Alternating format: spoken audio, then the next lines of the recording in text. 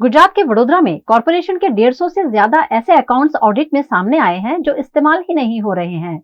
क्या है इन अकाउंट्स की हकीकत, आइए जानते हैं। गुजरात के वडोदरा शहर में कॉर्पोरेशन के इस्तेमाल में नहीं लिए जा रहे 150 से ज्यादा बैंक अकाउंट ऑडिट में सामने आए हैं, जिसमें 54 करोड़ जितनी बड़ी रकम होने की जानकारी भी मिली है।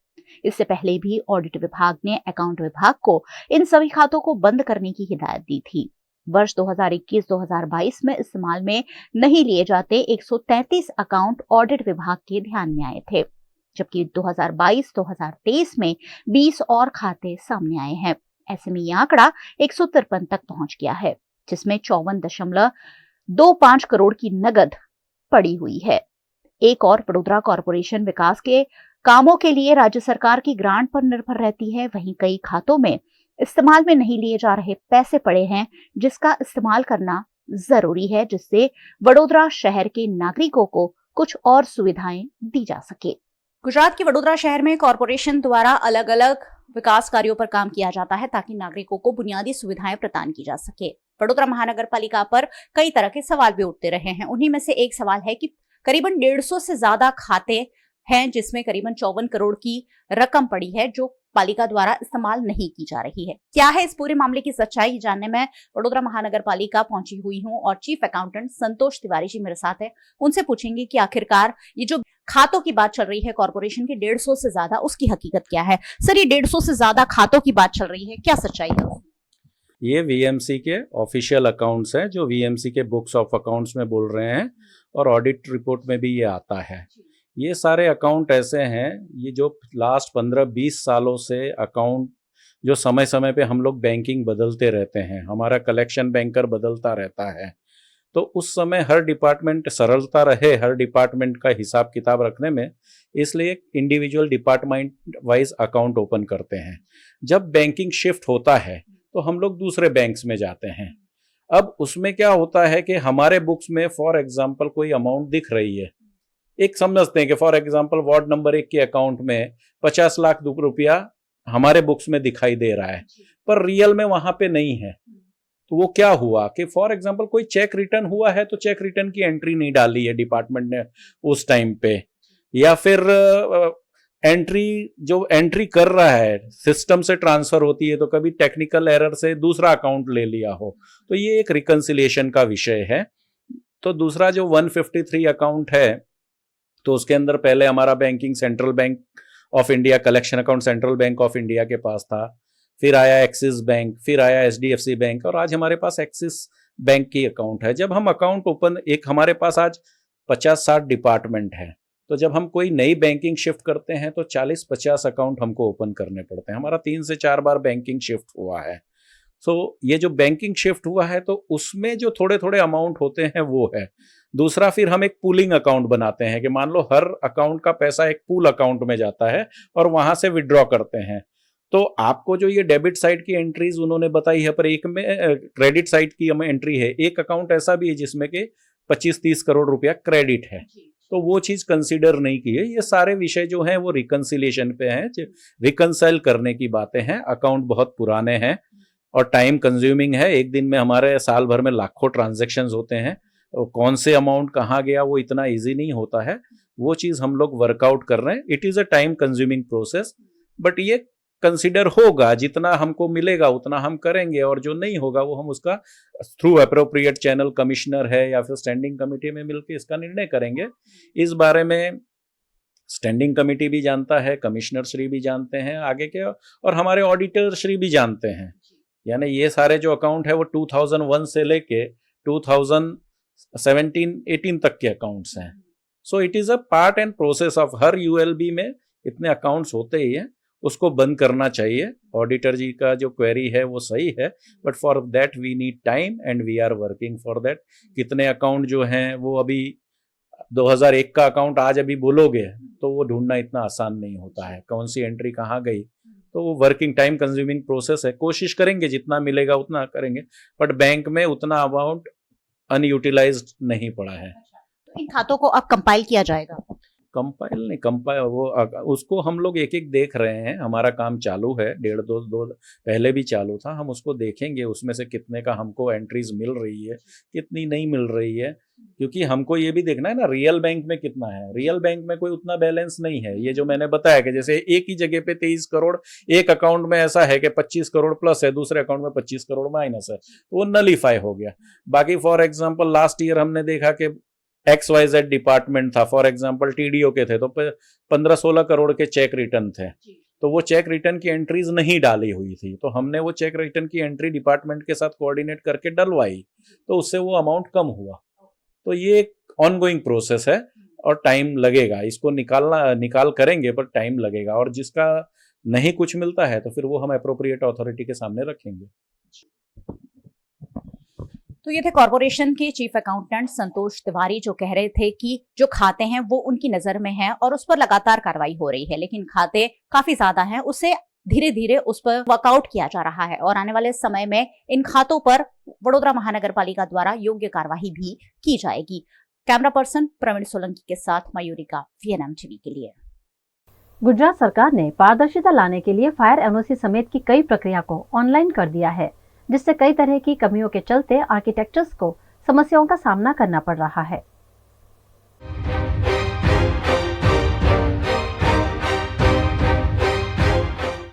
गुजरात के नागरिकों को सुविधा देने के लिए सरकार ने अलग अलग तरीके के नियम बनाए हैं। खासकर जब बिल्डिंगें बनानी होती है, अलग अलग कमर्शियल कॉम्प्लेक्स बनाने होते हैं और उसमें फायर एनओसी लेने की बात आती है या अन्य जो चीजें आती हैं, जिसे अब ऑनलाइन कर दिया गया है। सरकार की मंशा यही है कि ट्रांसपेरेंसी बनी रहे और सीधा सीधा नागरिकों के साथ संवाद हो सके। इस ऑनलाइन प्रक्रिया में क्या दिक्कतें आ रही हैं, लोगों को क्या दिक्कतें आ रही है और वो प्रक्रिया करने वाले विभागों से जुड़े हुए लोगों को क्या दिक्कतें आ रही है, वो भी हम जानने की जरूर कोशिश करेंगे। वडोदरा के ही एक आर्किटेक्चर नितिन कापड़ी मेरे साथ है और उनसे पूछेंगे कि ऑनलाइन प्रक्रिया सरकार ने जो की है, क्या उनके लिए सहूलियत वाली है या कहीं ना कहीं कॉम्प्लेक्स है, उन्हें दिक्कतें आ रही है।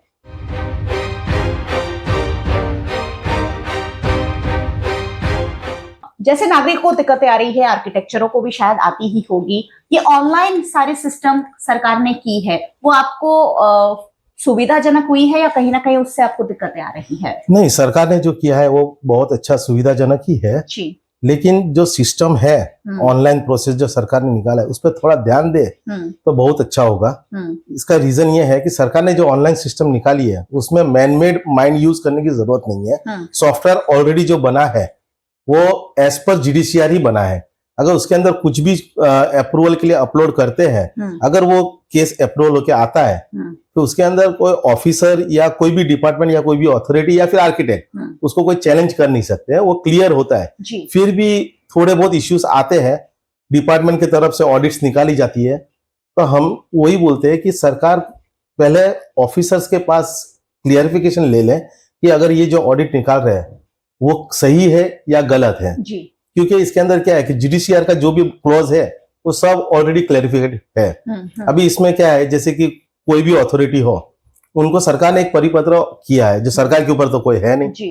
अभी सरकार ने जो परिपत्र किया है उसके अंदर उनके रिस्पॉन्सिबिलिटीज भी फिक्स की है ऑफिसर्स के, L1 L2 L3 उनको भी डेट्स दिए है और साथ में उनको मेल ID भी दिया है कि अगर आप कुछ भी ऑडिट निकालते हो तो उसके अंदर पहले सरकार को भेजो, क्लैरिफिकेशन लो। Meanwhile you have to issue preliminary permission order. तो क्या है कि जो भी पर्सन परमिशन के लिए जा रहा है वो आगे का काम कर सके। अगर उनका जो भी ऑडिट है वो क्लैरिफाई होता है कि वहां से अथॉरिटी ने जो दिया है वो सही है, तो they can revoke and ask architect to reload that case. इस तरह से प्रोसीजर है। लेकिन इसमें थोड़ी बहुत तकलीफें आ रही है कि ऑफिसर्स निकाल रहे हैं, वो मेल्स भी नहीं कर रहे हैं, तो रिवॉक करते हैं तो हम सरेंडर होके वापस फिर से केस इन्वर्ट करके उसको चला लेते हैं। अच्छा, मतलब ऑनलाइन होने के बावजूद भी वो जो अधिकारियों का डोमिनेशन है वो कहीं ना कहीं बना हुआ है। हाँ है, बना हुआ है, कह सकते हैं जी, कह सकते हैं उसको। यानी मनमानी अपने अपने हिसाब से नियमों को तोड़ने की मनमानी नहीं बोल सकते। अभी ऐसा है कि ऑफिस क्लॉज तो सब सरकार निकाल रही है जी। अभी जो भी ऑफिसर्स आते हैं सब अलग अलग तरीके के होते हैं, हर एक का माइंड अलग होता है जी। हम उनको इतना ही रिक्वेस्ट करते हैं कि सरकार का जो भी परिपत्र, जो भी नोटिफिकेशन निकाला है उस हिसाब से काम करें, तो हमको भी तकलीफ नहीं, आपको भी तकलीफ नहीं और एंड यूजर को भी तकलीफ नहीं। बिल्कुल बिल्कुल, यानी सरकार के बनाए हुए नियम और सरकारी अधिकारी ही कहीं ना कहीं उसमें जोड़ तोड़ करते हैं और इसीलिए दिक्कतों का सामना नागरिक भी करते हैं और इस पूरे इंडस्ट्री से जुड़े हुए लोग भी करते हैं। अभी फायर एनओसी भी नितिन भाई ऑनलाइन कर दी गई है। अभी सरकार ने नया नोटिफिकेशन फायर एनओसी के लिए निकाला है जो कि स्टडी करना बाकी है, लेकिन उसमें भी क्लैरिफाई करना पड़ेगा प्रोविजनल एनओसी की जरूरत है या नहीं। प्रोविजनल एनओसी क्या होता है? प्रोविजनल एनओसी यानी before construction you have to take a provisional NOC, मतलब बिल्डिंग आप बनाओ और उससे पहले जो कंप्लीट एनओसी मिलती है उससे पहले आपको एक प्रोविजनल उसके अंदर बताना पड़ता है कि आप क्या क्या इक्विपमेंट कैसे कैसे है, वो एज पर नॉर्म्स है कि नहीं, ऐसा है। अभी वो देखना पड़ेगा, स्टडी करना पड़ेगा, वो बाकी है स्टडी करने का। लेकिन मेरे हिसाब से ऐसा है कि प्रोविजनल एनओसी की जरूरत इतनी ज्यादा जरूरी नहीं है। बिल्डिंग बनने के बाद फाइनल एनओसी तो वो देने वाले हैं, तो उस हिसाब से कैसा है कि अभी एट प्रेजेंट आप ड्राइंग पे जो भी दिखाओगे जरूरी नहीं है कि वहीं पे वो पाइपलाइंस आएंगे जी, अलग भी हो सकती है। थोड़ी बहुत इंटरफेयर करना पड़ता है ड्राइंग्स के अंदर कि यहाँ पे सेट नहीं होता, यहाँ पे जनरेटर सेट नहीं होता है, तो वो रिलोकेट भी हो जाता है।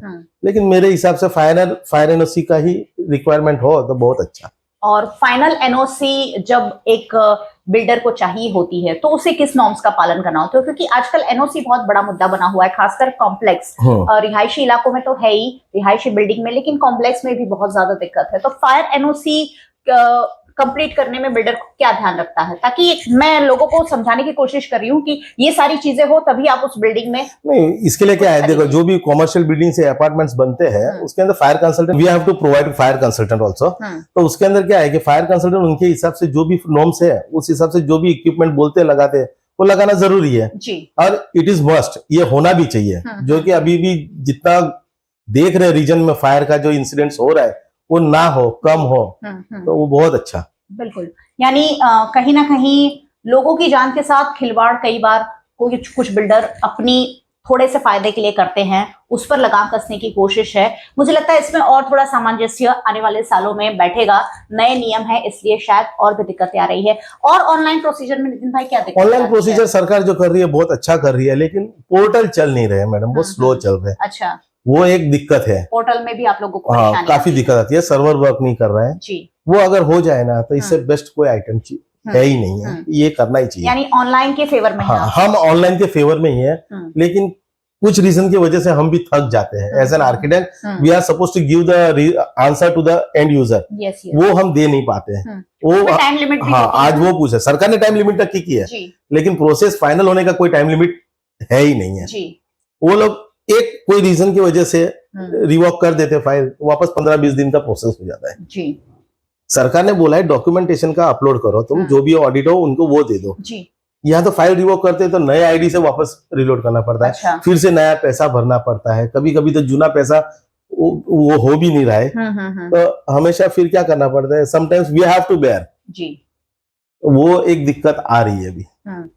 चलिए, दिक्कतें जो आ रही हैं वो नागरिकों तक भी पहुंच रही है और वीएनएम के प्लेटफॉर्म से सरकार तक भी पहुंचाने की हम कोशिश कर रहे हैं ताकि सामंजस्य बना रहे, नागरिकों को भी सुविधा हो और साथ ही इस इंडस्ट्री से जुड़े हुए लोगों को भी आसानी हो। और गुजरात राज्य जिस तरह प्रगति कर रहा है उससे 4 गुनी ज्यादा तेजी से प्रगति करे। बहुत बहुत शुक्रिया आप सबका हमारे साथ जुड़ने के लिए। आपको हमेशा देखते रहना है क्योंकि यहाँ हम वही बातें चर्चा में लेते हैं जिसे हमें लगता है कि आप तक पहुंचाना जरूरी है। देखते रहिए वीएनएम।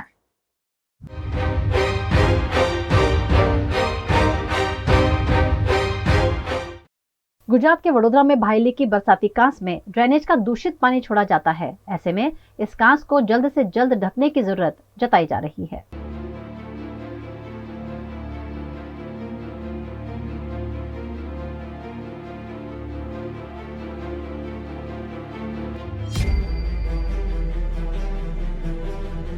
गुजरात की वडोदरा शहर में बारिश के पानी की निकासी हमेशा ही एक बड़ा मुद्दा रहा है। आधे घंटे की बारिश होती है और वडोदरा शहर पानी में डूब जाता है और इसीलिए पानी की निकासी के लिए जगह जगह बनाई गई है बरसाती कांस। लेकिन बरसाती कांस का इस्तेमाल बरसाती पानी के निकाल की बजाय गंदगी फैलाने में ज्यादा होता है। फिलहाल मैं जहां हूं वो भाईली कांस है, जहां से एक लंबी कांस गुजरती है और बरसात में तो यहाँ क्या होता है, वो आप सब जानते ही हैं, लेकिन आम दिनों में भी आसपास के बिल्डिंग के जो बिल्डर है उनकी पाइपलाइन सीधी सीधी बरसाती कांस में छोड़ी गई है। बरसाती कांस में गटर का पानी, ड्रेनेज का पानी कभी भी नहीं छोड़ा जाना चाहिए, ये नियम है। लेकिन अगर आप मेरे पीछे देख पा रहे हैं तो आसपास की इमारतों का पानी धड़ल्ले से भायली कांस में छोड़ा जा रहा है।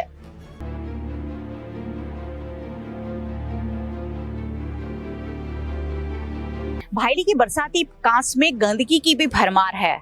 आसपास की जो झाड़ियां हैं वो भी उसमें डाली गई है, यहाँ पानी में निकलने वाली बेल उगाई है और कचरे की यहाँ भरमार है। ऐसे में बरसाती कांस का इस्तेमाल कहाँ और कैसे हो सकता है, उस पर एक बड़ा सवालिया निशान है।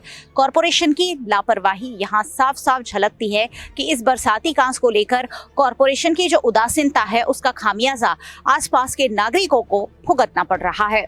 पानी में उगने वाली बेल ने इस कदर अपना डेरा जमा दिया है कि यहाँ से पानी की निकासी काफ़ी मुश्किल है।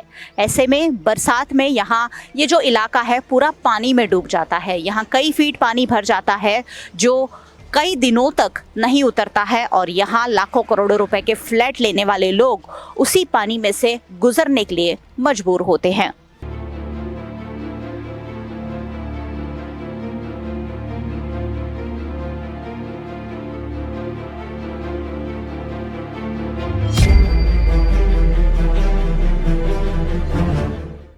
भायली कांस की गंदगी की पड़ताल करने वीएनएम की टीम जब वार्ड नंबर 10 के ऑफिस पहुंची तब वहां मौजूद महिला वार्ड ऑफिसर को इसके बारे में कुछ खास जानकारी नहीं थी। बाद में उन्होंने थोड़ा सोच विचार कर बताया कि इंजीनियरिंग डिपार्टमेंट में लग सकता है।